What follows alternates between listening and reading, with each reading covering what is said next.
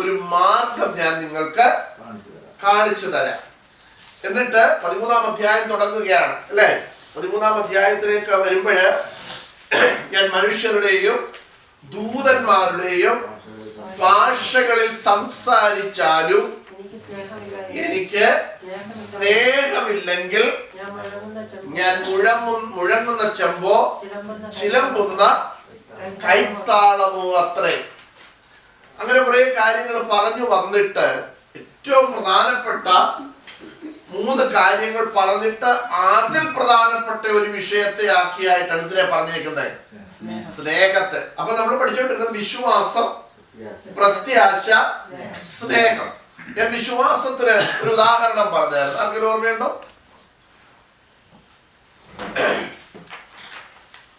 ശരി, ഓർമ്മയുണ്ടോ? യെസ്, യോബിന്റെ അത് വിശ്വാസത്തെ കുറിച്ചാണോ പറഞ്ഞത്? അത് പ്രത്യാശയെ കുറിച്ചാണ് പറഞ്ഞത്. വിശ്വാസത്തെ കുറിച്ച് ഞാൻ പറഞ്ഞ അബ്രഹാമിനെ കുറിച്ച്.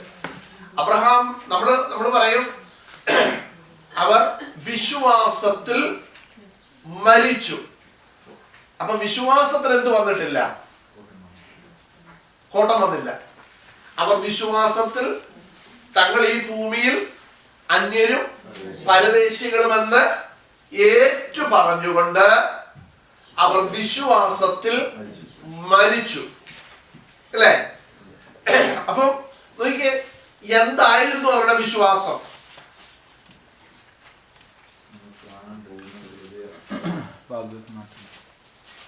നമ്മൾ പഠിച്ചുപോയി. എന്തായിരുന്നു അവിടെ? വിശ്വാസത്തിൽ മരിച്ചു എന്ന് പറയുന്നു. പെന്തിക്കോസ് വിശ്വാസത്തിൽ മരിച്ചെന്നാണോ? ക്രിസ്തീയ വിശ്വാസത്തിൽ മരിച്ചെന്നാണോ? ആണോ? അല്ല. യെസ്, അവർക്ക് വേണ്ടി ഒരുക്കിയിരിക്കുന്ന ഒരു വാഗ്ദത്ത ദേശമുണ്ട്. അബ്രഹാമിനെ കുറിച്ചും നമ്മൾ പഠിക്കുമ്പോൾ ഞാൻ ഒരിക്കലും ഇവിടെ പറഞ്ഞ 2 ടൈപ്പ് വിശ്വാസത്തെ കുറിച്ച് ബൈബിൾ എന്ത് ചെയ്തിട്ടുണ്ട്, എഴുതിയിട്ടുണ്ട്. ഓർമ്മയുണ്ടോ ഏതൊക്കെയാണെന്ന്? അതെനിക്ക് തോന്നുന്നു വരുന്നതിന് മുമ്പാ. ഓർമ്മയുണ്ടോ? 2 ടൈപ്പ് വിശ്വാസത്തെ കുറിച്ച് ബൈബിൾ എഴുതിയിട്ടുണ്ട്. അതിലൊരു വിശ്വാസമാണ് നമ്മൾ പഠിച്ച എബ്രായലേഖനം 11-ാം അധ്യായം. ഞാനിവിടെ പറഞ്ഞു, എബ്രായലേഖനം 11-ാം അധ്യായം 1-ാം വാക്യം പറയുന്ന വിശ്വാസം എന്നതോ ആശിക്കുന്നതിന്റെ ഉറപ്പ്, കാണാത്ത കാര്യങ്ങളുടെ നിശ്ചയമാണ്. അത് ഏത് വിശ്വാസമാണെന്ന് നമ്മൾ താഴോട്ട് വായിച്ചു വരുമ്പോൾ പറയുന്നു. അബ്രഹാമിനെ കുറിച്ച് എടുത്തു പറയുന്നു. പിന്നെ മോശയെ കുറിച്ച്, 2ാമത്തെ ഉദാഹരണമായിട്ട് ഞാൻ പറഞ്ഞു, മോശയെ കുറിച്ച് പറയുന്നു. മോശ പാപത്തിന്റെ തൽക്കാല ഭോഗത്തെക്കാളും ദൈവജനത്തോടു കൂടെയുള്ള നിന്ന കഷ്ടത വലിയ ധനമെന്ന് എണ്ണി. പിന്നെ കുറെ കാര്യങ്ങൾ മോശയെ കുറിച്ച് അവിടെ പറയുന്നുണ്ട്, അബ്രഹാമിനെ കുറിച്ച് പറയുന്നുണ്ട്. 2 ഉദാഹരണം ഞാൻ പറഞ്ഞു. എന്നാൽ മറ്റൊരു വിശ്വാസമുണ്ട്. അബ്രഹാമിന്റെ ലൈഫ് തന്നെ നമ്മൾ പഠിച്ചാൽ മറ്റൊരു വിശ്വാസത്തെ കുറിച്ച് നമുക്ക് പഠിക്കാൻ പറ്റും. അതെവിടാന്ന് ചോദിച്ചാൽ റോമാലേഖനം 4-ാം അധ്യായത്തിൽ നമ്മൾ വായിക്കുന്നുണ്ട്. റോമാലേഖനം 4-ാം അധ്യായത്തിൽ നമുക്കറിയാവുന്ന വിഷയമായതുകൊണ്ട് അതിന്റെ 4-ാം അധ്യായം അതിന്റെ 18 മുതലുള്ള വാക്യങ്ങൾ, 17 മുതലുള്ള വാക്യങ്ങൾ വായിക്കാം. മരിച്ചവരെ ജീവിപ്പിക്കുകയും ഇല്ലാത്തതിനെ ഉള്ളതിനെ പോലെ വിളിക്കുകയും ചെയ്യുന്നവനായി താൻ വിശ്വസിച്ച ദൈവത്തിന്റെ ദൃഷ്ടിയിൽ അവൻ നമുക്കെല്ലാവർക്കും പിതാവാകേണ്ടതിന് തന്നെ. അടുത്തത് അടുത്തത്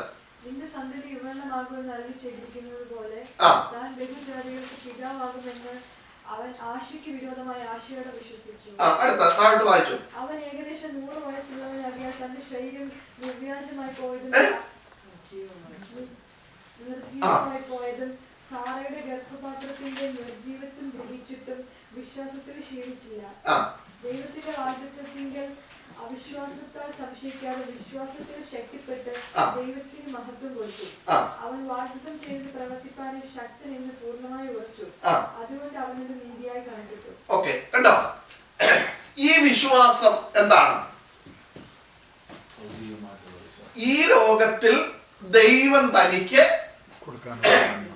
ഭൗതികമായ നിലയിൽ ന്യായമായ ചില വിഷയങ്ങൾ ദൈവം എന്തു ചെയ്തു? കൊടുക്കാമെന്ന് പറഞ്ഞു. അതിൽ താൻ എന്ത് ചെയ്തു? വിശ്വസിച്ചു. അത് നമുക്കറിയാം. അബ്രഹാം എത്ര വർഷം അതിനു വേണ്ടി വെയിറ്റ് ചെയ്തു? 25 വർഷം എന്ത് ചെയ്തു? വെയിറ്റ് ചെയ്തു. 75-ാമത്തെ വയസ്സിൽ അബ്രഹാമിനോട് ദൈവം പറഞ്ഞു, നീ ആ കൂടാരത്തിൽ നിന്ന് വെളിയിലോട്ട് വന്നിട്ട് ആകാശത്തേക്ക് നോക്കുക, ആകാശത്തിലെ നക്ഷത്രങ്ങളെ നിനക്ക് എണ്ണി തീർക്കാൻ പറ്റുമോ? ഇതുപോലെ ഞാൻ നിനക്ക് സന്തതികളെ തരും. പിന്നെ കടൽക്കരയിലെ മണലിനെ കാണിച്ചിട്ട് പറഞ്ഞു, ഈ മണൽ നിനക്ക് എണ്ണാൻ പറ്റുമോ? ഇതുപോലെ നിനക്ക് എന്ത് ചെയ്യോ? സന്തതികളെ തരുമെന്നൊക്കെ പറഞ്ഞ് വാഗ്ദത്തമൊക്കെ ചെയ്തു. കാരണം അബ്രഹാം ദൈവത്തോട് ഒരു ദിവസം ഇങ്ങനെ വളരെ വിഷമിച്ച് ഭാരപ്പെട്ട് ദൈവത്തോട് പറഞ്ഞു, പിന്നെ നീ എനിക്ക് സന്തതി ഒന്നും തന്നിട്ടില്ലല്ലോ. ഈ ദമ്മശേക്കുകാരനായിരിക്കുന്ന എലയാസർ എന്റെ മുമ്പില് ഇരുന്നാ മതി. പിന്നെ ഒരിക്കൽ പറഞ്ഞു, ഈ പിന്നെ ഇസ്മായേല് എന്റെ മുമ്പിൽ ജീവിച്ചിരുന്നാ മതി എന്നൊക്കെ പുള്ളി വളരെ വേദനയോടെ ദൈവസഭയിൽ എന്ത് ചെയ്തു? പറഞ്ഞു. ഇന്ന് നമ്മളിൽ പലരും വന്നിരിക്കുന്ന പോലെ വേദനയോടെ പുള്ളി എന്ത് ചെയ്തത്? ദൈവത്തോട് പിണങ്ങിയിരിക്കുന്നവരെന്ന് കൈപൊക്കിക്കുന്നു.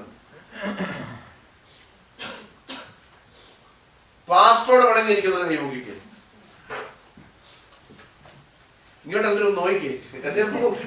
നിങ്ങളെല്ലാവരും എന്റെ മുഖത്തോട്ട് നോക്കിയത് എനിക്കൊരു പ്രയാസവും ഇല്ല. ഞാൻ ഇങ്ങനെ പറഞ്ഞ എനിക്ക് കൂടുതൽ പറയാനുള്ള ഒരു ഇത് കിട്ടും. അത് പിണക്കൊന്നുമില്ലല്ലോ, മനസ്സിലായി? പിണക്കൊന്നുമില്ല. നോക്കിയേ, നമ്മളിരിക്കുന്ന പോലെ അബ്രഹാം ഒരു ദിവസം ചെന്നിട്ട് പറഞ്ഞു, ഈ ദമ്മേശേക്കുകാരനെ എലയാസർ എന്ത് ചെയ്താൽ മതി? അവനാണല്ലോ എൻ്റെ ഇതിനെല്ലാം അവകാശി. അങ്ങനല്ലേ പറഞ്ഞേ? ഇതിനെല്ലാം അവകാശി അവനാ. ഉടനെ കർത്താവ് പറഞ്ഞു, നിന്നോട് ആര് പറഞ്ഞു അവനാ നിന്റെ അവകാശി എന്ന്? അവരോട് നീ കൂടാരത്തിൽ നിന്ന്, എനിക്കൊന്ന് 17-ാം അധ്യായത്തിലാണെന്ന് എനിക്കൊന്ന് വായിക്കണ്ട, വെളിയിലോട്ട് ഇറക്കിയിട്ട് പറഞ്ഞു, നീ നോക്കാൻ പറഞ്ഞു, ഇതുപോലെ ഞാൻ നിനക്ക് എന്ത് ചെയ്യും? സന്തതികളെ തരും. അപ്പൊ 75-ാമത്തെ വയസ്സിൽ വാഗ്ദത്തം കിട്ടി. വാഗ്ദത്തത്തിന്റെ പൂർത്തീകരണത്തിൽ എത്തുന്നത് 100-ാമത്തെ വയസ്സിൽ. ഇതിനിടയ്ക്ക് ഒത്തിരി പ്രശ്നങ്ങളൊക്കെ ഉണ്ടായി. കുടുംബത്തിൽ ഒത്തിരി പ്രശ്നങ്ങളൊക്കെ ഉണ്ടായി. വേണ്ടാത്ത പണിയൊക്കെ കാണിച്ച്. സ്തോത്രം. ഞാൻ പറഞ്ഞത് പോകട്ടെ, നമ്മളിവിടെ വായിച്ചത്, റോമാലേഖനത്തിൽ വായിച്ചത്, ഭൗതികമായിട്ട് ഈ ഭൂമിയിൽ തനിക്ക് കൊടുക്കാമെന്ന് പറഞ്ഞതിന് വേണ്ടി താൻ എന്ത് ചെയ്തു? വിശ്വസിച്ചു. ഭൗതികമായ നിലയിൽ ഈ ഭൂമിയിൽ കൊടുക്കാമെന്ന് പറഞ്ഞ അവിടെ നമ്മൾ വായിച്ച തന്റെ ശരീരത്തെ കുറിച്ചും സാറയുടെ നിർജീവ അവസ്ഥയെ കുറിച്ചും ഒക്കെ താൻ എന്ത് ചെയ്തു? അറിയാമായിരുന്നു. പക്ഷെ ഇതെല്ലാം താൻ അറിയുമ്പോൾ തന്നെ അവിടെ പറയുന്നു, ആശയ്ക്ക് വിരോധമായി താൻ ആശയോടെ വിശ്വസിച്ചു. നിങ്ങൾ ഇംഗ്ലീഷിൽ കുഞ്ഞുങ്ങളെ അത് വായിച്ചോണ്ട് നിങ്ങൾക്ക് മനസ്സിലാകത്തില്ല. മലയാളത്തിൽ വായിച്ചാൽ ഇംഗ്ലീഷിൽ നിങ്ങൾ വായിച്ചാൽ നിങ്ങൾക്ക് മനസ്സിലാകും. ഇങ്ങനെ ഇതാണ് ഒരു വിശ്വാസം. ഇനി ഒന്നുകൂടെ പഠിക്കണമെന്നുണ്ടെങ്കിൽ മത്തായി സുവിശേഷത്തിൽ പറയുന്നുണ്ട്, നിങ്ങൾ വിശ്വാസത്തോടെ ഈ മലയോട് നീങ്ങി കടലിൽ പോക എന്ന് പറഞ്ഞാൽ അങ്ങനെ തന്നെ സംഭവിക്കും. അതൊക്കെ ഈ ഭൂമിയിൽ നമുക്ക് എന്തെങ്കിലും ന്യായമായിട്ട് ലഭിക്കാനുള്ള ആ വിശ്വാസത്തെ കുറിച്ചാണ് പറയുന്നത്. രണ്ടാമത്തെ വിശ്വാസമാണ് ഞാൻ പറഞ്ഞത്. എബ്രായ ലേഖനം 11-ാം അധ്യായം 1-ാം വാക്യത്തിൽ പറഞ്ഞിരിക്കുന്ന വിശ്വാസം എന്നതോ ആശിക്കുന്നതിന്റെ ഉറപ്പും കാണാത്ത കാര്യങ്ങളുടെ നിശ്ചയവുമാകുന്നു. ഈ ഭൗതികമായ വിഷയം നമുക്ക് കിട്ടിയത് കണ്ടില്ലെങ്കിലും മറ്റുള്ളവരുടെ ജീവിതത്തിൽ നമ്മൾ എന്ത് ചെയ്തിട്ടുണ്ട്? കണ്ടിട്ടുണ്ട്. പക്ഷേ നിത്യതയെ കുറിച്ച് ആരുടെയും ജീവിതത്തിൽ നമ്മൾ ഇതുവരെ എന്ത് ചെയ്തിട്ടില്ല. നിങ്ങളാരും കണ്ടിട്ടുണ്ടോ ആരും നിത്യതയെ പോയത്? സ്വർഗത്തിൽ പോയിട്ട് അവിടുന്ന് ഫോൺ ആരെങ്കിലും പിടിച്ചിട്ടുണ്ടോ നിങ്ങൾക്ക്? ഇവിടെ അനി കൊടുക്കും, ഫോൺ കൊണ്ടുപോയില്ല. സ്വർണ്ണത്തെരുവിലാണ്, സ്വർണ്ണമാണ് ഇവിടെ പിന്നെ അങ്ങനെയാണ് ഇങ്ങനെയാണ് ആരും ഇതുവരെ എന്ത് ചെയ്തിട്ടില്ല. പക്ഷെ നമ്മൾ എന്ത് ചെയ്യുന്നുണ്ട്? വിശ്വസിക്കുന്നു. നമുക്ക് വിശ്വാസമുണ്ട്, കാരണം ദൈവവചനത്തിൽ എഴുതിയിരിക്കുന്നു. അപ്പൊ അതാണ് രണ്ടാമത്തെ വിശ്വാസം. അബ്രഹാം പറയുന്നുണ്ട്, താൻ വാഗ്ദത്ത ദേശത്തെന്ന് ചെന്നിട്ട് ഒരു അന്യദേശത്തെന്ന പോലെ വാഗ്ദത്തത്തിന് കൂട്ടവകാശികളായ ഇസ്ഹാക്കിനോടും യാക്കോബിനോടും കൂടെ കൂടാരങ്ങളിൽ പാർത്തും കൊണ്ട് ദൈവം ശില്പിയായി നിർമ്മിച്ചതും അടിസ്ഥാനമുള്ളതുമായ നഗരത്തിനായിട്ട് താൻ എന്ത് ചെയ്തു? കാത്തിരുന്നു. ഓക്കെ, ആ കാത്തിരുന്നവരെ കുറിച്ചാണ് നമ്മൾ അടുത്ത താഴോട്ടുള്ളത് വായിക്കുന്നത്. അവർ തങ്ങൾ ഭൂമിയിൽ അന്യരും പരദേശികളും എന്ന് ഏറ്റു പറഞ്ഞുകൊണ്ട് അവർ വിശ്വാസത്തിൽ എന്ത് ചെയ്തു? മരിച്ചു. അപ്പൊ നോക്കിക്കേ, അവർ വിശ്വാസത്തിൽ മരിച്ചു. മരിച്ചപ്പോൾ വിശ്വാസം ഇവിടെ നിൽക്കുക. ആരുടെ വിശ്വാസം? യെസ്, അവരെന്ത് വിശ്വസിച്ചാണോ അവരിതെല്ലാം സഹിച്ചു മുൻപോട്ട് വന്നത്, ആ വ്യക്തിയുടെ വിശ്വാസം ഇവിടെ എന്ത് ചെയ്യുക? അവിടെ നിൽക്കുക. തീർന്നില്ല. പക്ഷെ അവരെന്ത് ചെയ്തു? മരിച്ചുപോയി. പക്ഷെ വിശ്വാസം ഇവിടെ വെയിറ്റ് ചെയ്യുക. അവർ വിശ്വാസത്തിൽ മരിച്ചു. അപ്പം ഈ വിശ്വാസം ഇവിടെ ഇങ്ങനെ വെയിറ്റ് ചെയ്യുക. ഇവർ വിശ്വസിച്ച ആ ഒരു വിഷയം അതെന്താണോ അതിന്റെ പൂർത്തീകരണത്തിലേക്ക് പോകാം. ഓക്കെ, രണ്ടാമത്തെയാണ് പ്രത്യാശ. നമ്മൾ റോമാലേഖനം 8-ാം അധ്യായം അതിന്റെ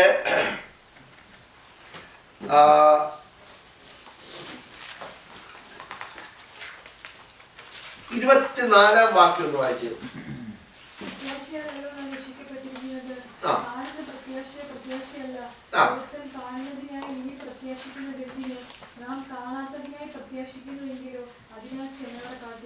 മതി, നോക്കിക്കേ. പ്രത്യാശയാലല്ലോ നാം രക്ഷിക്കപ്പെട്ടിരിക്കുന്നത്.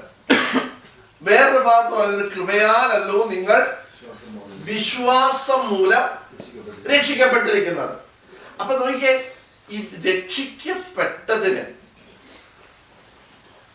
ഇതിന്റെ പിന്നിൽ രണ്ട് കാര്യങ്ങൾ വചനം പറയുന്നത്. ഒന്ന് കൃപ, രണ്ട് പ്രത്യാശ. അല്ലെ? കൃപയുണ്ട്, വിശ്വാസമുണ്ട്, പ്രത്യാശയുണ്ട്. വേറൊരു ഭാഗത്ത് പറഞ്ഞത് കൃപയാലല്ലോ നിങ്ങൾ വിശ്വാസം മൂലം രക്ഷിക്കപ്പെട്ടത്. ഇവിടെ പറയുകയാണ് പ്രത്യാശയാലല്ലോ നിങ്ങൾ എന്ത് ചെയ്യാൻ. അങ്ങനെ നമുക്ക് ഇംഗ്ലീഷ് എഴുതിയിരിക്കുന്നത് Romans chapter 8:4-24. For in hope we have been saved. Look forward to this freedom. So if you already have something, you don't need to hope for it. കേട്ടോ? ഇനി അടുത്ത കാണുന്ന പ്രത്യാശയോ പ്രത്യാശയല്ല എന്ന് പറഞ്ഞാൽ ഈ ഭൂമിയിൽ കാണാൻ പറ്റുന്നതല്ലിത്. ഈ പ്രത്യാശ ഞാൻ കഴിഞ്ഞ ആഴ്ച പറഞ്ഞു തോന്നുന്നു. നമ്മൾ ഈ നമ്മുടെ ഈ ദൈവമക്കളൊക്കെ മരിക്കുന്ന സമയത്ത് എഴുതും പ്രത്യാശയോടെ വിട. എന്തായിരുന്നു ഇവരുടെ പ്രത്യാശ?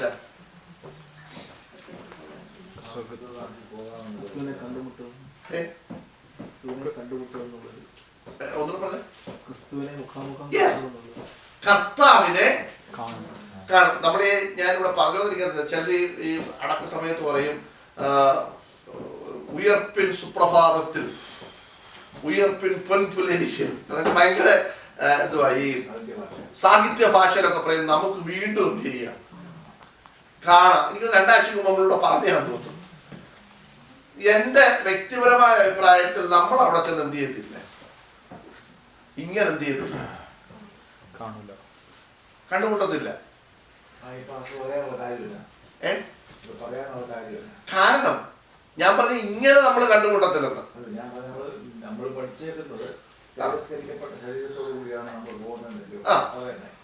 അതാ ഞാൻ പറഞ്ഞ നമ്മൾ കണ്ടുമുട്ടും, പക്ഷെ ഇങ്ങനെ കണ്ടുമുട്ടത്തില്ല. എന്ന് വെച്ചാൽ ഇവിടുത്തെ ഈ ബന്ധങ്ങളിൽ നമ്മൾ എന്ത് ചെയ്യത്തില്ല. തിരിച്ചറിയാൻ പറ്റുമോ എന്ന് ചോദിച്ചാൽ നമുക്ക് തമ്മിൽ തിരിച്ചറിയാൻ പറ്റും. പക്ഷെ ബന്ധങ്ങളോ അങ്ങനെയുള്ള കാര്യങ്ങളൊന്നും നമുക്ക് അവിടെ എന്തില്ല, കാണത്തില്ല. തിരിച്ചു വന്നു കഴിഞ്ഞപ്പോ ഈ ശിഷ്യന്മാരെ ഓരോരുത്തരെയും പ്രത്യേകമായിട്ട് പേര് വിളിച്ച് തന്നെ കണ്ടു. അവർക്കും കർത്താവിനെ മനസ്സിലായല്ലോ. ആ ശരീരത്തോടു കൂടി തന്നെ ഇല്ല നമ്മൾ പോകുന്നത്. ശരീരത്തോടെ ഈ തേജസ്കരിക്കപ്പെട്ട ശരീരമായിരിക്കും നമുക്ക് കിട്ടുന്നത്. അതെ അതെ. അല്ല അവിടെ ചെല്ലുമ്പോഴല്ല, ഇവിടുന്ന് നമുക്ക് എന്താ നമ്മുടെ ഈ ദ്രവത്വം ദാസ്യത്വത്തിന്റെ പിടിയിൽ നിന്ന് മാറുക. അതായത് നമ്മുടെ ഈ ശരീരം ഇപ്പം എങ്ങനെയുള്ളതാ, ദ്രവിക്കുന്നതാ. അതിനെക്കുറിച്ച് ബൈബിളിൽ നമ്മൾ വായിക്കുന്നത് ഈ ദ്രവത്വത്തിന്റെ പിടിയിലാണ് നമ്മളിപ്പോഴും. ഈ ശരീരം എന്ത് ചെയ്യും? ദ്രവിച്ചു പോകും. നമ്മൾ എത്ര സൂക്ഷിച്ചു കൊണ്ട് നടന്നാലും ഇത് ദ്രവിച്ചു പോകും. അപ്പൊ അതൊരു അടിമത്വത്തിൽ നിൽക്കുക നമ്മളിപ്പോഴും. ഈ കാഹളം ധ്വനിക്കുമ്പോൾ വിശ്വാസത്തിൽ പ്രത്യാശയോടെ മരിച്ച ദൈവഭക്തന്മാരുടെ ശരീരം ആദ്യം ഇവിടെ നിന്ന് എന്ത് ചെയ്യും? ഉയർത്തെഴുന്നേൽക്കും. തേജസ്കരിക്കപ്പെട്ട ശരീരം എന്നാണ് വചനത്തിൽ അതിനെക്കുറിച്ച് നമ്മൾ വായിക്കുന്നത്. അപ്പൊ ഈ തേജസ്കരിക്കപ്പെട്ട ശരീരത്തിന് പിന്നെ ഈ റിലേഷൻഷിപ്പ് ഒന്നും ഇല്ല. ചിലപ്പോ നമുക്ക് തമ്മിൽ എന്ത് ചെയ്യാൻ പറ്റും? ഇപ്പൊ ഈ പറഞ്ഞ പോലെ കർത്താവിന് ശിഷ്യന്മാർക്ക് കർത്താവിനെയും കാണാൻ പറ്റിയതുപോലെ എന്ത് ചെയ്യാൻ പറ്റും? മനസ്സിലാക്കാൻ പറ്റും. പക്ഷെ അവിടെ ചെന്നിട്ട് ഇനി എൻ്റെ ഒരു ചിന്ത, കോടിക്കണക്കിന് വിശുദ്ധന്മാരായിരിക്കും അവിടെ എന്ത് ചെയ്യുന്നത്, വരുന്നത്. അപ്പൊ ഈ കോടിക്കണക്കിന് വിശുദ്ധന്മാരുടെ ഇടയിൽ ഇനി നമ്മൾ തമ്മിൽ അങ്ങോട്ടും ഇങ്ങോട്ടും അവിടെ കാണുമെന്നൊന്നും ഇല്ല. അല്ല, അതാ നമുക്ക് ചിന്തയില്ലെന്ന് പറഞ്ഞു. തലച്ചോറിന് നമ്മുടെ മൊത്തത്തിൽ എന്തായിട്ട് മാറുക. നമുക്ക് അവിടെ ചെന്ന് ഇന്ന ആളിനെ കാണണമെന്നുള്ള ചിന്തകളൊന്നും അവിടെ ഇല്ല. കാരണം നമ്മൾ വെളിപ്പാട് പുസ്തകം പഠിക്കുമ്പോൾ നമുക്ക് മൊത്തത്തിൽ നമുക്ക് മനസ്സിലാക്കാൻ പറ്റുന്ന ഒരു കാര്യം, നമ്മൾ അവിടെ ചെന്ന് നമുക്ക് വേണ്ടി അറുക്കപ്പെട്ട കുഞ്ഞാടിനെ കാണുക എന്നുള്ളതാണ്. കുഞ്ഞാടാകുന്ന ക്രിസ്തുവിനെ എന്ത് ചെയ്യുക, കാണുക എന്നുള്ളതാണ് നമ്മുടെ ഏറ്റവും ഭയങ്കര ആ ഒരു വലിയ പ്രത്യാശ എന്ന് പറയുന്നത്. നമുക്ക് അവിടെ ചെന്ന് എന്ത് ചെയ്യാം, കർത്താവിനെ കാണാം. പക്ഷെ അവിടെ ചെന്ന് നമുക്ക് ഇന്ന ആളിനെ കാണണം എന്നുള്ള ആ ചിന്താഗതികളെല്ലാം നമുക്ക് ഇവിടെ എന്ത് ചെയ്യും. കാരണം വചനം പറഞ്ഞവങ്ങൾ ദൂതന്മാരെ പോലെ ആയിട്ട് മാറുമെന്നാണ് എഴുതിയിരിക്കുന്നത്. അപ്പൊ ഇനി വേറൊരു കാര്യം, നമുക്കിനി അവിടെ ചെന്ന് നമുക്ക് പരസ്പരം കാണാൻ പറ്റുമെങ്കിൽ കണ്ടോ, പ്രയാസമൊന്നുമില്ല. എനിക്ക് എന്നെ സംബന്ധിച്ചു എനിക്ക് വലിയ താല്പര്യമൊന്നുമില്ല.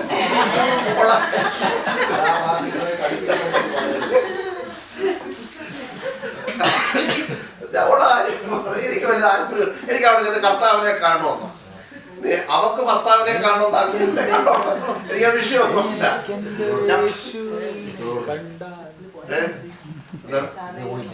എങ്ങനെ ചോറ് കിട്ടിയില്ല, ഞാൻ അവിടെ പോയിക്കോളാം. ശ്രദ്ധിച്ചേ. അപ്പം നമുക്ക് അവിടെ ചെന്ന് കർത്താവിനെ നമുക്ക് പൗലോസിനെ കാണാം, അപ്പല്ലോസിനെ കാണാം, പത്രോസിനെ കാണാം. ഒരു പാട്ടുണ്ടല്ലോ, അതിന്റെ ആ പാട്ടിന്റെ ആദ്യം ഒന്നും എനിക്ക് ഓർമ്മയില്ല. എനിക്കത് PG വർഗീസിന്റെ ഒക്കെ ഒരു പാട്ടുണ്ട്. നമ്മൾ അവിടെ ചെന്ന് ഇവരെയൊക്കെ കാണുമോ എന്തോ എനിക്കറിയത്തില്ല. പക്ഷെ നമുക്ക് പരിചയമുള്ള ആരേ ഉള്ളൂ, ആ വീട്ടുകാരേ ഉള്ളൂ. അതുകൊണ്ട് കാണാൻ നമുക്കൊരു താല്പര്യവുമില്ല. നമുക്ക് എന്താ റോഹിച്ചാന്റെ വല്ലായ്മ കാണാൻ പറ്റത്തില്ലെന്ന് പറഞ്ഞു.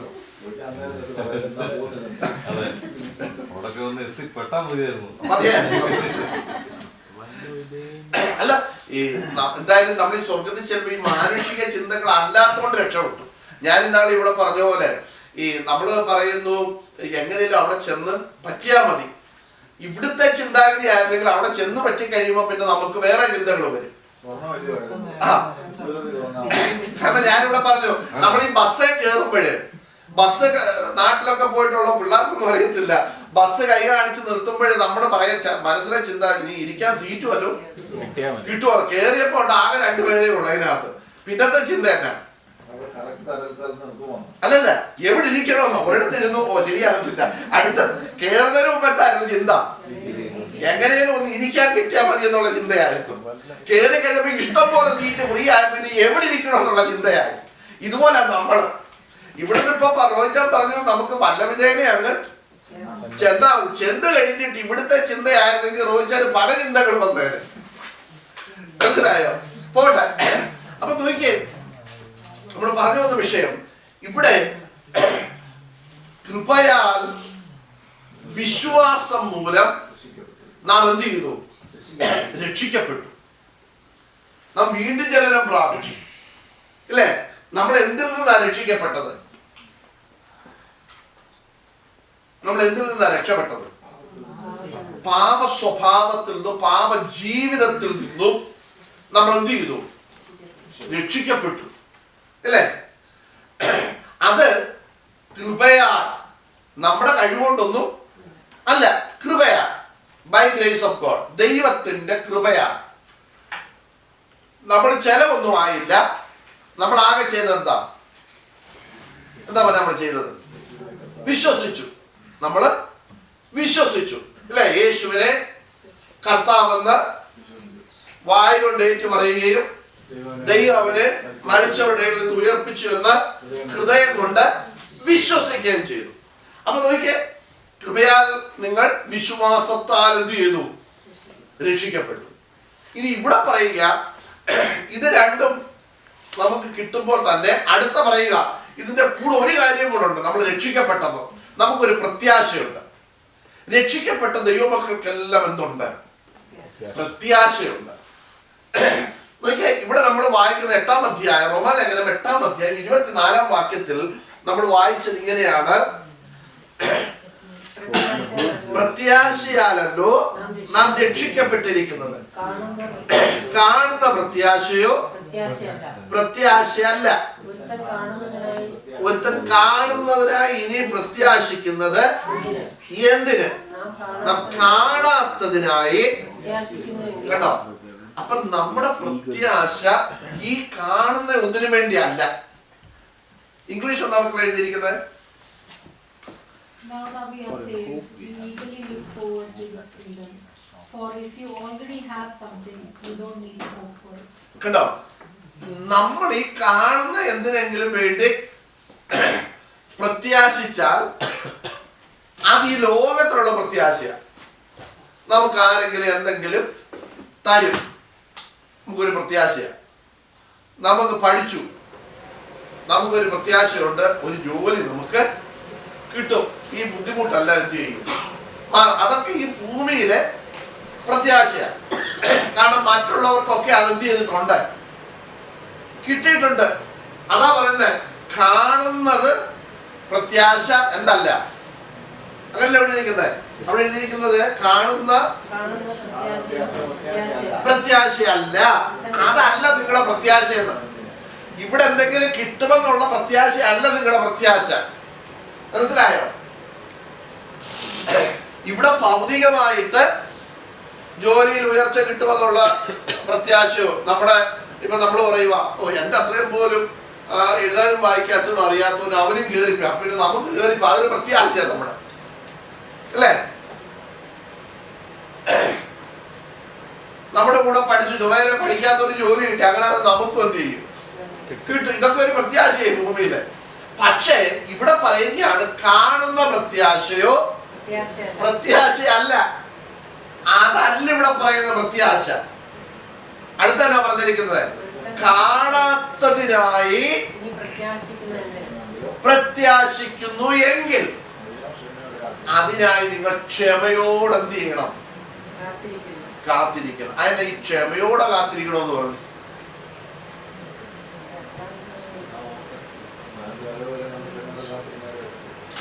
അല്ല, എന്താ ക്ഷമ? എന്താ ക്ഷമയോടെ കാത്തിരിക്കണമെന്ന് പറയുന്നത്? അല്ല മക്കളെ, ഇംഗ്ലീഷ് അങ്ങനെ എന്തോ എഴുതിയിരിക്കുന്നത്? ഈഗർലി എന്ന് വെച്ചാ വളരെ ക്ഷമയോടെ നിങ്ങൾ എന്ത് ചെയ്യണം. അതെന്താ അങ്ങനെ എഴുതിയിരിക്കുന്നത്? പേഷ്യൻലി ആൻഡ് കോൺഫിഡന്റ്ലി എന്ന് പറഞ്ഞാൽ, പേഷ്യൻലി എന്ന് പറഞ്ഞാൽ ക്ഷമയോടെ, കോൺഫിഡന്റ്ലി എന്ന് പറഞ്ഞാൽ ഉറപ്പോടെ, അല്ലേ? നമുക്കൊരു കോൺഫിഡൻസ് ഉണ്ട്.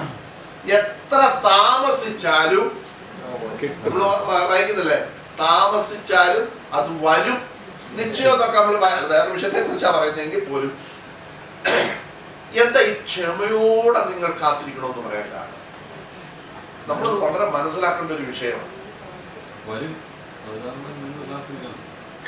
അല്ല, ക്ഷമയോടെ കാത്തിരിക്കണമെന്ന് പറയാൻ കാരണം നമ്മുടെ ഒരു ഹ്യൂമൻ ടെൻഡൻസിയാണ്. ദൈവത്തെ നമ്മൾ വായിക്കുന്നുണ്ട്, പലരുടെയും വിശ്വാസം എന്ത് ചെയ്യും? ക്ഷീണിച്ചു. വിശ്വാസത്തിൽ നമ്മൾ എന്ത് ചെയ്യും? ക്ഷീണിച്ചു. പലരും ഈ വിശ്വാസം വിട്ടവർ പുറകോട്ട് പോകും. കുറെ കഷ്ടങ്ങളും പ്രയാസങ്ങളും അവർ ചിന്തിക്കാത്ത വിഷയങ്ങളൊക്കെ ജീവിതത്തിൽ കടന്നു വരുമ്പോൾ, ഞാൻ ഇന്ന് ജസ്റ്റോടാന്ന് ഞാൻ പറഞ്ഞു, നിങ്ങളൊക്കെ പത്രങ്ങളിൽ വായിച്ചു കാണും, കഴിഞ്ഞ ദിവസങ്ങളിൽ എറണാകുളം അതിരൂപതയിൽ നടക്കുന്ന പ്രശ്നങ്ങൾ, അച്ഛന്മാരും പോലീസിലോട്ട് അടിയും ബഹളവും. ഇതെന്തിനാ ഇവർ ഈ ബഹളം ഉണ്ടാക്കുന്നത്? അല്ലല്ല, ഇവർ മെയിൻ കോസ് എന്തുവാ, വിഷയം എന്തുവാ? കുർബാന. അപ്പൊ ഇതിനകത്തെ കമന്റ് വായിക്കുമ്പോഴേ ഇവർ ഈ ചീത്തയെല്ലാം വിളിച്ചേച്ചാന്ന് വന്നിട്ട് കുർബാന കൊടുക്കുന്നത്. അപ്പൊ അതിനകത്ത് ചോദിക്കും, നിന്റെയൊക്കെ കുർബാന ആർക്ക് വേണം? നോക്കിക്കേ, 21 പേര് കൂടിയേച്ച് പറഞ്ഞു, ഞങ്ങൾ ജനാഭിമുഖമായിട്ട് നിന്നെത്തിക്കും. അതായത് ഇങ്ങനെ നിന്ന് കുർബാന. പോപ്പ് പറഞ്ഞ അങ്ങനെ പറ്റത്തില്ല, പഴയ പരിപാടി തന്നെ. അങ്ങനെയല്ല എന്റെ വിഷയം. നോക്കിക്കേ, ഇത് മുഖാന്തരം സംഭവിക്കാൻ പോലെ എന്താണെന്നറിയാം, നല്ല ഒരു ശതമാനം ചെറുപ്പക്കാരും ഇനി എങ്ങോട്ട് പോകത്തില്ല, പള്ളി പോകത്തില്ല. കാരണം ഈ കുർബാന ചൊല്ലേണ്ട പുള്ളികൾ തന്നെ ഇവിടെ കാണിക്കുന്നത്. നമ്മളിവിടെ ഭയങ്കര പ്രസംഗവും പ്രാർത്ഥനയും എല്ലാം നടത്തി വെച്ച് തീരാ നേരത്തിൽ ഇവിടെ കൈവപ്പൂ സൂക്ഷിക്കും. എങ്ങനെ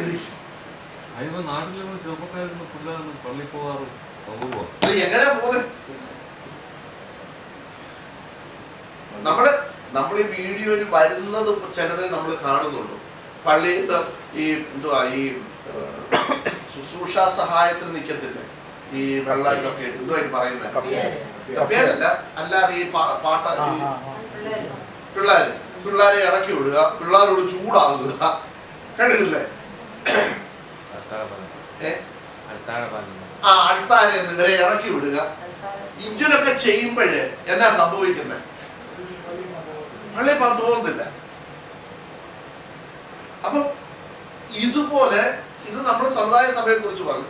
നമ്മുടെ ഇടയിലും ഇങ്ങനെയുള്ള വിഷയങ്ങളൊക്കെ വന്നു കഴിയുമ്പോൾ വിദ്യാഭ്യാസമുള്ള പിള്ളേരൊക്കെ പുതിയ തലമുറ എന്ത് ചെയ്യും? അവര് പറയും, ഇതിന്റെ ഒന്നും ആവശ്യം ഞങ്ങൾക്ക് ഇല്ല. ദൈവത്തെ നമ്മൾ വായിക്കുന്ന, മനുഷ്യപുത്രൻ വരുമ്പോൾ വിശ്വാസം കണ്ടെത്തുമോ എന്ന് പറഞ്ഞ പലരുടെയും വിശ്വാസം എന്ത് ചെയ്യും? ക്ഷീണിച്ചു പോകും, തളർന്നു പോകും. മനസ്സിലായോ? പ്രശ്നങ്ങൾ കാണുകയും കേൾക്കുകയും ജീവിതത്തിൽ കടന്നു വരുമ്പോൾ ഇതൊക്കെ ഉണ്ടോ, കർത്താവ് ഉണ്ടോ, യേശു ഉണ്ടോ, ഇങ്ങനെയൊക്കെയുള്ള ചിന്ത അങ്ങോട്ട് എന്ത് ചെയ്യാൻ തുടങ്ങും? വരാൻ തുടങ്ങും. ഇങ്ങനെ വരുന്നത് കൊണ്ട് അപ്പോസ്തലൻ പൗലോസ് ഇവിടെ പറയുകയാണ്, നിങ്ങൾ കാണാത്ത പ്രത്യാശയ്ക്കായി നിങ്ങൾ എന്ത് ചെയ്യണം? ക്ഷമയോടെ കാത്തിരിക്കണം. മനസ്സിലായോ? എന്ന് പറഞ്ഞാൽ നിങ്ങൾ കാണുന്ന ഈ കാര്യങ്ങളൊക്കെ കണ്ടിട്ട് നിങ്ങൾ വിശ്വാസത്തിൽ ക്ഷീണിച്ചു പോകാൻ ചാൻസ് ഉണ്ട്. നിങ്ങളുടെ പ്രത്യാശ നഷ്ടപ്പെട്ടു പോകാൻ ചാൻസ് ഉണ്ട്. അതുകൊണ്ട് നിങ്ങൾ ഒന്നാമത് കാണാത്ത കാര്യമോ അല്ലെ, അങ്ങനല്ലേ എഴുതിയിരിക്കുന്നത്?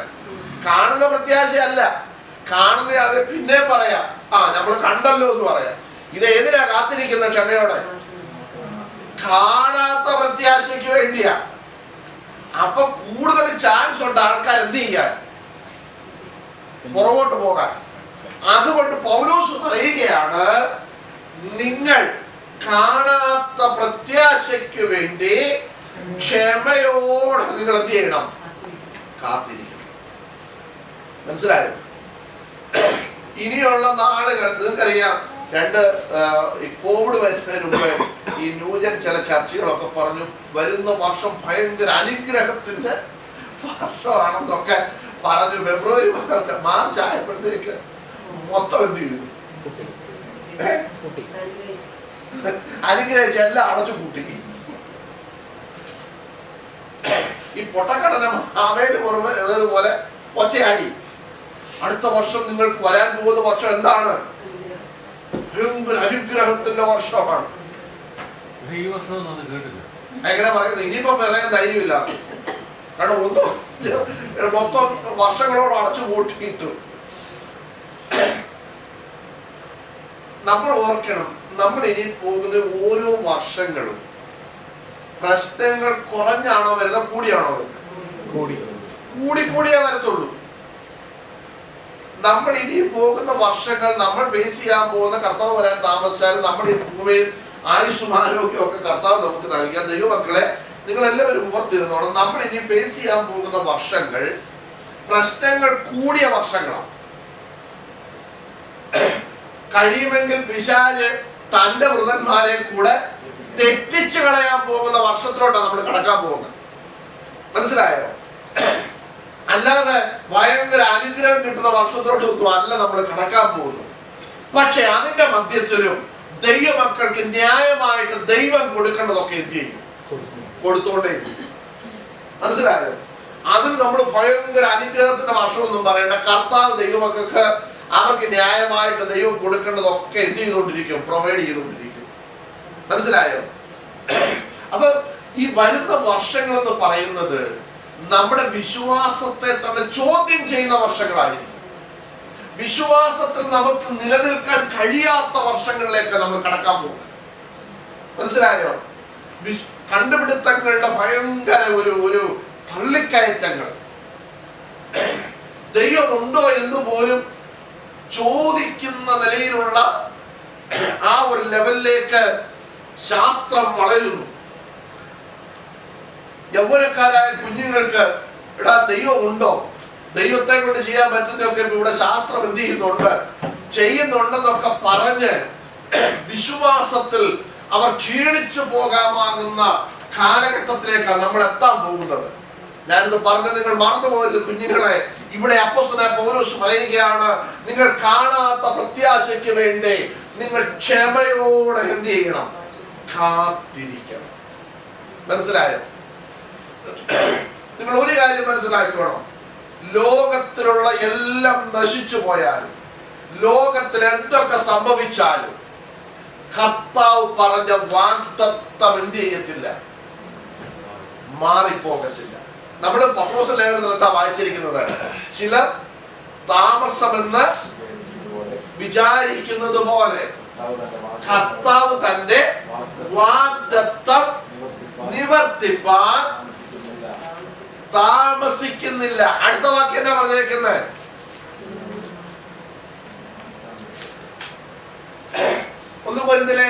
ഒന്ന് പത്രോസ് ലേഖനം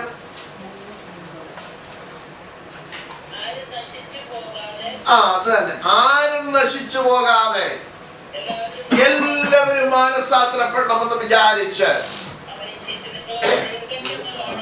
അവൻ അങ്ങനെ ആഗ്രഹിച്ച് നമ്മളോട് ദീർഘക്ഷമ കാണിക്കുന്നതേ ഉള്ളൂ. ഞാൻ ഇതിനെ കുറിച്ച് പറഞ്ഞായിരുന്നു. ദീർഘക്ഷമ കാണിക്കുക അല്ലേ? പാപികളോട് ദൈവം പാപം ക്ഷമിച്ചു, പക്ഷെ അവിടെ പറയാ ദീർഘക്ഷമ കാണിച്ചു എന്ന് പറഞ്ഞാൽ എന്നാ ആണ്? ഞാനിവിടെ പറഞ്ഞതിനെ കുറിച്ച് ഓർമ്മയുണ്ടോ നിങ്ങൾക്ക്? തെറ്റിപ്പോയ കുറെ പുള്ളികളുണ്ട്, അവര് കൂടെ അല്ലേ, ചിലർ കൂടെ, അങ്ങനെ ഇവിടെ പറഞ്ഞിരിക്കുന്നത്, ചിലർ കൂടെ മാനസാന്തരപ്പെടട്ടെ എന്ന് പറഞ്ഞാൽ, അന്ന് ഞാൻ ഈ പുള്ളിയെ കുറിച്ചൊക്കെ പറഞ്ഞു, ദീർഘക്ഷമ കാണിച്ചു. ഇത് കേട്ടിട്ടും മനസ്സിലാക്കാത്തവർ, അല്ലെങ്കിൽ കേട്ടിട്ട് ഇതനുസരിച്ചിട്ട് പിന്മാറിപ്പോയവർ, അവർ അവരെന്ത് ചെയ്യട്ടെ? നമ്മളന്ന് എസ്കർത്തിന്റെ വാക്യമൊക്കെ വായിച്ചു. ദുഷ്ടൻ തന്നെ ദുഷ്ടതയിൽ മരിക്കുന്നതിനോട് എനിക്ക് എന്തില്ല, താല്പര്യമില്ല. അവൻ തന്നെ ദുഷ്ടത വിട്ട് എന്ത് ചെയ്യണം? മടങ്ങി വരണം. അതിലല്ലോ കർത്താവിന് ഇഷ്ടം. നോക്കിക്കേ, അപ്പൊ ദീർഘക്ഷമ കാണിക്കുക. മാനസാന്തരപ്പെട്ടു എന്ന് പറഞ്ഞ് നടക്കുന്നവർ, പിന്മാറിപ്പോയവർ മടങ്ങി വരണം. അതാണ് ദൈവം എന്ത് ചെയ്യുന്നത്, ആഗ്രഹിക്കുന്നത്. ഇവിടെ പറയുന്നു, നിങ്ങൾ കാണാത്ത പ്രത്യാശയ്ക്ക് വേണ്ടി എന്ത് ചെയ്യണം? ക്ഷമയോടെ നിങ്ങൾ കാത്തിരിക്കണം. ഒരു വാക്കിലൂടെ നമുക്ക് വായിക്കാം.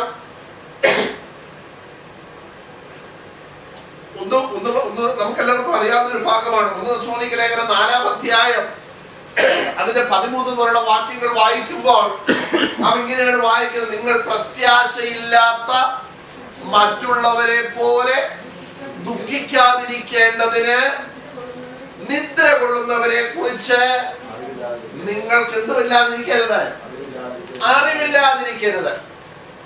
നോക്കിയേ, ആ വാക്യം നിങ്ങൾ ശ്രദ്ധിച്ചു വായിച്ചോണം. 1 തെസ്സലോനിക്ക ലേഖനം 4-ാം അധ്യായം 1 Thessalonians 4:13 കണ്ടോ? സഹോദരന്മാരെ, നിങ്ങൾ പ്രത്യാശയില്ലാത്ത മറ്റുള്ളവരെ പോലെ ദുഃഖിക്കാതിരിക്കേണ്ടതിന് നിദ്ര കൊള്ളുന്നവരെ കുറിച്ച് നിങ്ങൾക്ക് അറിവില്ലാതിരിക്കരുത് ഞാൻ നിങ്ങളെ കുറിച്ച് എന്ത് ചെയ്യുക, ആഗ്രഹിക്കുന്നു. ഇനി അടുത്ത വാക്യം വായിട്ട് നമുക്ക് യേശു മരിക്കുകയും ജീവിച്ചെഴുന്നേൽക്കുകയും ചെയ്ത് എന്ന് നാം വിശ്വസിക്കുന്നു എങ്കിൽ അങ്ങനെ തന്നെ ദൈവം നിദ്ര കൊണ്ടവരെയും യേശു മുഖാന്തരം. അടുത്തത്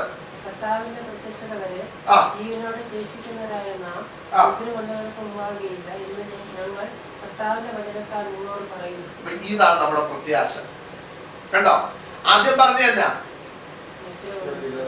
പ്രത്യാശയില്ലാത്ത മറ്റുള്ളവരെ പോലെ ഒറ്റ വാക്യം പറഞ്ഞ നിങ്ങൾ ആകരുത്.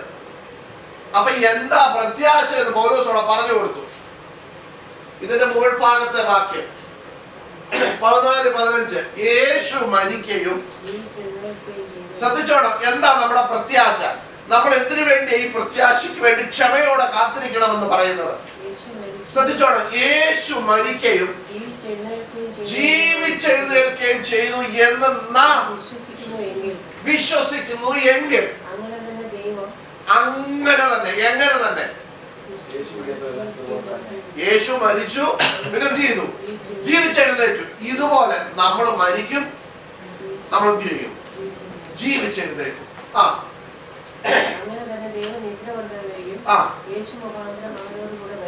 വരുത്തും. അടുത്തത് കർത്താവിന്റെ പ്രത്യക്ഷത വരെ ജീവൻ. അവർ രണ്ടുപേരെ കുറിച്ച് പറയുന്നുണ്ട്.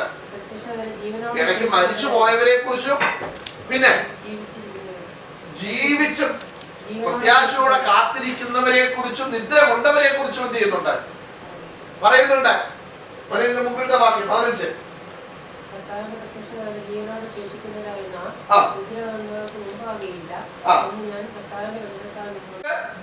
മുൻപാകെയില്ല. അപ്പൊ ആദ്യ ഫസ്റ്റ് പ്രിഫറൻസ് ആർക്കാ?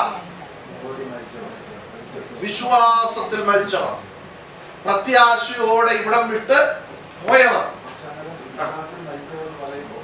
വിശ്വാസത്തിൽ മരിച്ചവർ മാത്രമേ മുമ്പേ പോകുന്നുള്ളൂ. വിശ്വാസത്തിൽ മരിച്ചവരെ മരിച്ചിരിക്കുന്നവരുടെ അവസ്ഥ അവരെ കുറിച്ചാ പറയുന്നത്. വിശ്വാസത്തിൽ മരിച്ചവരല്ല. അപ്പോ ഈ രക്ഷിക്കപ്പെടാതെ മരിച്ചവർ അല്ല, അവര് ഉയർത്തെഴുന്നേൽക്കത്തില്ല. അവര് ഇവിടെ പറയുന്ന കാഹളം ധ്വനിക്കുമ്പോ, അതായത് അവിടെ പറയുന്ന കർത്താവ് ഗംഭീരനാദത്തോടും പ്രധാന ദൂതന്റെ ശബ്ദത്തോടും ദൈവത്തിന്റെ കാഹളത്തോടും കൂടെ സ്വർഗത്തിൽ നിന്ന് ഇറങ്ങി വരികയും ക്രിസ്തുവിൽ മരിച്ച. അപ്പൊ ക്രിസ്തുവിൽ മരിച്ചവരെ കുറിച്ചാണ് പറയുന്നത്. ക്രിസ്തുവിൽ മരിക്കാത്തവർക്കൊരു ഉയർത്തെഴുന്നേൽപ്പുണ്ട്. അതിപ്പോഴല്ല, അതിനുശേഷം അവർക്ക് ഉയർത്തെഴുന്നേൽപ്പ്. അവർക്ക് എന്തുണ്ട്? ന്യായവിധിയുണ്ട്. അപ്പൊ ക്രിസ്തുവിൽ മരിച്ചവർക്കാണ് ഇപ്പൊ എന്ത് ചെയ്യുന്നത്? ഉയർത്തെഴുന്നേൽപ്പ്. മറ്റവരുടെ ഉയർത്തെഴുന്നേൽപ്പ് വരുന്നതേ ഉള്ളൂ. അവർക്കും രൂപാന്തരപ്പെടും. അത് മനസ്സിലാക്കണം നമ്മള്. കാരണം ഞാനിവിടെ പറഞ്ഞതാണ് എനിക്കത് കുഞ്ഞുങ്ങളെ നിങ്ങൾ ഇങ്ങോട്ട് ശ്രദ്ധിക്കണേ, നരകത്തിൽ പോകാതിരിക്കാനായി പറയുന്നത്.